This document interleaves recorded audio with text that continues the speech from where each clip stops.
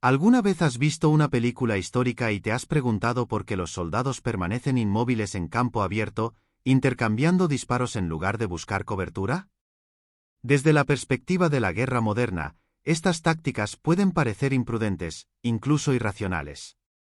En este vídeo, exploraremos las razones detrás de la formación en filas durante los combates. Desde los inicios de la civilización, la guerra organizada ha sido una herramienta para resolver disputas, ya sea por el acceso y distribución de recursos o por conflictos territoriales. A lo largo de la historia, la paz ha sido más bien una excepción, un breve intervalo entre enfrentamientos. En este contexto, las estrategias de combate han evolucionado con el tiempo. A medida que la organización y las tácticas militares se perfeccionaban, quedó claro que un grupo bien coordinado siempre tenía ventaja sobre un conjunto de individuos actuando por separado. Por esta razón, los ejércitos han tendido a combatir en unidades organizadas, maximizando la concentración de fuerza en el menor espacio posible, ya fuera con lanzas o con mosquetes. Un claro ejemplo de esto es la batalla de las Termópilas, donde los 300 espartanos, junto con sus aliados, aprovecharon la superioridad táctica de su falange hoplita contra el ejército persa, que estaba acostumbrado a combatir en terrenos abiertos donde la caballería predominaba. Además, el estrecho paso montañoso obligó a los persas a enfrentarlos en un punto donde su superioridad numérica quedaba anulada. Gracias a esta táctica, los griegos concentraron su fuerza y lograron frenar el avance enemigo durante varios días, infligiéndoles grandes pérdidas antes de sucumbir. Durante la Edad Media, una de las innovaciones más relevantes en el campo de batalla fue el auge de la caballería pesada. Las cargas de los jinetes podían decidir el resultado de una batalla en un solo ataque, actuando como un martillo que rompía las líneas enemigas y definía el combate. Durante siglos, esta estrategia predominó, lo que llevó a la necesidad de desarrollar defensas efectivas. Para contrarrestar la amenaza de la caballería, los ejércitos adoptaron tácticas como los cuadros de picas suizos, donde soldados armados con largas lanzas formaban una estructura compacta que presentaba un muro impenetrable a los caballos, haciendo que las cargas fueran ineficaces. Durante los siglos XV y XVI, con la invención y proliferación de las armas de fuego, estas formaciones comenzaron a incorporar soldados equipados con arcabuces.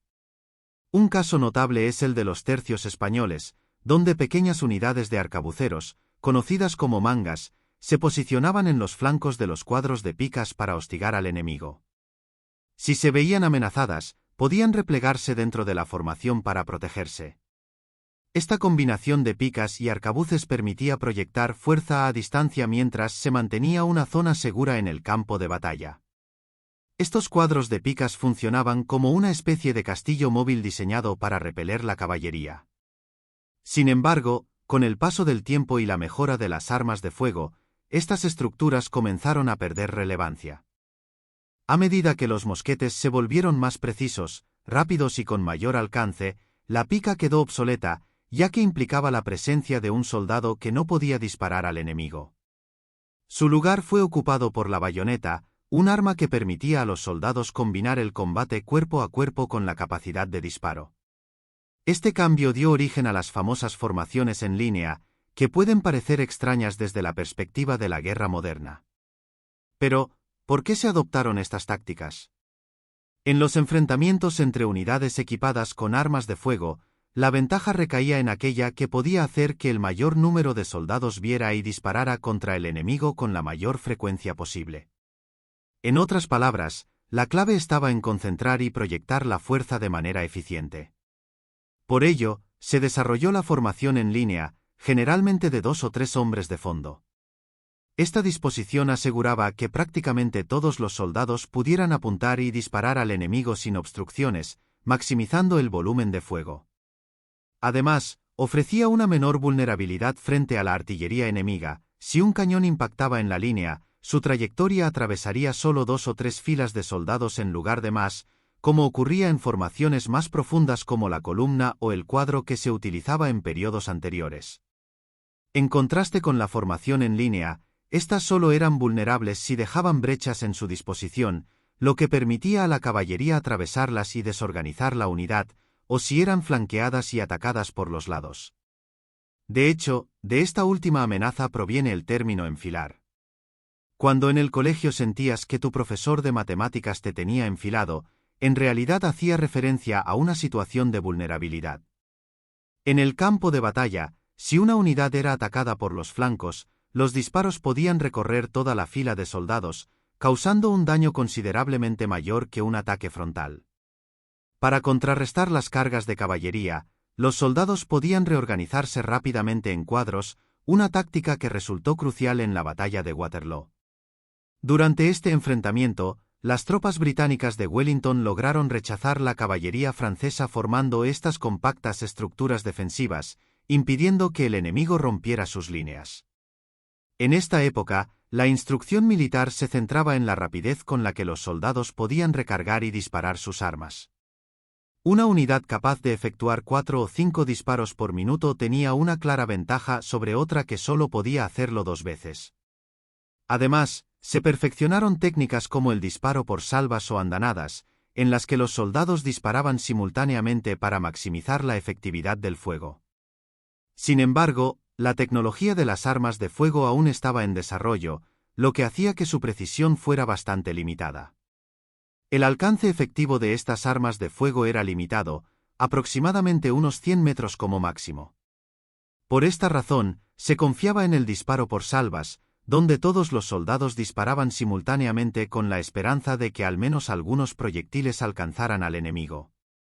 Más allá del daño físico, esta táctica buscaba provocar un impacto psicológico en las tropas rivales. Al ver caer de golpe a varios de sus compañeros, los soldados enemigos podían perder la compostura y huir del combate. Contrario a la imagen que muchas películas presentan, las batallas de esta época no se ganaban necesariamente por la aniquilación total del enemigo. En la mayoría de los casos, la victoria se determinaba por quién lograba hacer retroceder o desmoralizar primero a sus oponentes, en una especie de juego de gallina donde la resistencia psicológica era clave. Este aspecto nos lleva a otra razón por la cual las unidades combatían en líneas, la moral de los soldados. Luchar en formación no solo ofrecía protección física, al cubrirse mutuamente la espalda y los flancos, sino también apoyo psicológico. La camaradería dentro del grupo, así como la sensación de seguridad proporcionada por la unidad, permitían a los soldados mantenerse firmes mientras intercambiaban disparos con el enemigo o incluso cargar con sus bayonetas contra él. Otro factor determinante era la visibilidad. En esta época, la pólvora no tenía una fórmula tan refinada como la actual, por lo que cada disparo generaba una densa nube de humo. Si cada soldado disparaba por su cuenta, el campo de batalla se llenaba rápidamente de humo, dificultando que los compañeros que disparaban después pudieran ver al enemigo. Esto hacía que la coordinación en las andanadas fuera esencial para mantener cierto grado de efectividad en el combate. Además de todos estos factores, combatir en formación permitía que las unidades militares actuaran de manera conjunta y coordinada. Esto era esencial para lograr un esfuerzo unificado en el campo de batalla, ya que la coordinación aseguraba que las tropas se apoyaran mutuamente y se desplazaran en sincronía, lo que aumentaba su efectividad en combate y reducía su vulnerabilidad ante el enemigo. La organización militar, estructurada de forma jerárquica con un mando claro, facilitaba una toma de decisiones eficiente. Sin embargo, si las órdenes no se transmitían con rapidez y precisión, podían generar confusión y desorden. Esto era especialmente crítico en una época en la que la comunicación en el campo de batalla dependía de señales visuales, como banderas, o acústicas, como trompetas, además de mensajeros a caballo. Por esta razón, los soldados debían mantenerse agrupados para recibir instrucciones de inmediato y reaccionar con rapidez. Imagina el caos si, en lugar de un simple toque de corneta o un gesto con el sable que ponía en marcha a toda la compañía, un capitán tuviera que buscar y avisar individualmente a cada soldado porque estaban dispersos por el campo.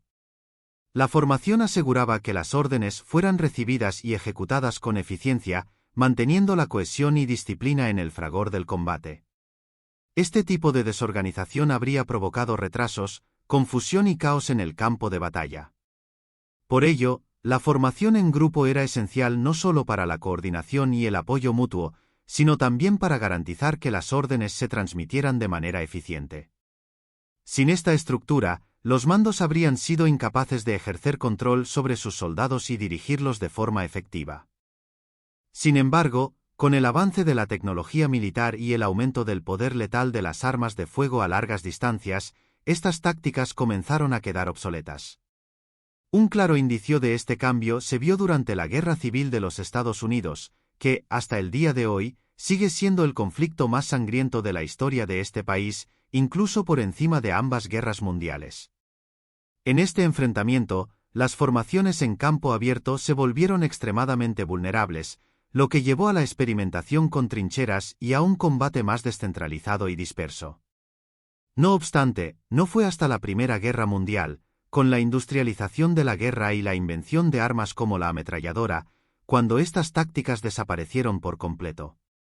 Quedó en evidencia que los métodos de combate tradicionales ya no eran viables en un campo de batalla donde la tecnología redefinía las reglas del enfrentamiento. Y eso es todo. Ahora que conoces las razones detrás de esas formaciones militares que parecen tan extrañas desde nuestra perspectiva moderna, no olvides dejar tu comentario contándonos qué te pareció el vídeo o compartiendo tu opinión sobre estas tácticas históricas. ¿Crees que habrías sobrevivido en una de esas batallas? Nos encantará leerte. Hasta la próxima batalla.